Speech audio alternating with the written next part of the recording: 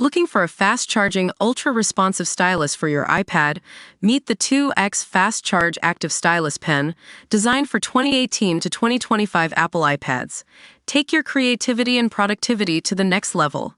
Click the link in the video description to shop now on Amazon. Welcome to Kardashian Chronicles.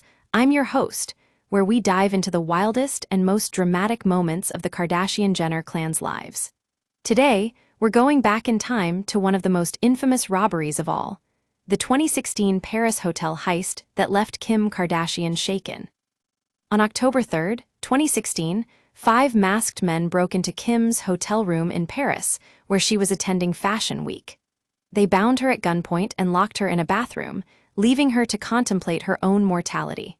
Can you even imagine being tied up like a helpless doll, unable to escape or call for help?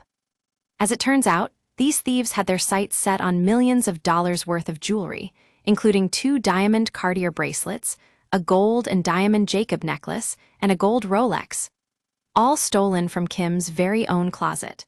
But what really took the cake was that Kim was only wearing a robe at the time, which came open when one of the men pulled her towards him, exposing everything. Kim herself described the experience as the most terrifying experience of my life, adding that she thought she was going to die. In fact, she testified in court about the ordeal, recounting every detail from being tied up like a rag doll to screaming for help from the balcony. But what's even more fascinating is how the thieves were caught and brought to justice.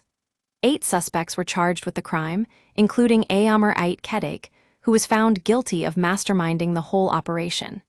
And get this, despite being in their 60s and 70s, the suspects received relatively light sentences.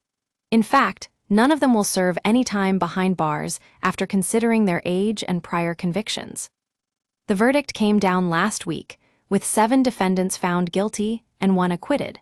2 of those acquitted were charged with possessing a firearm, a rather unexpected twist in this high-profile case. Kim herself released a statement expressing her gratitude to the French authorities for pursuing justice, saying, "I am deeply grateful for their efforts."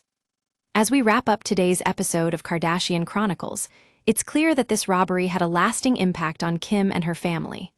But as always, they've emerged stronger and more resilient than ever. So let's take a deep breath, grab some popcorn, and get ready to indulge in the most scandalous gossip, all with a side of Parisian drama, of course.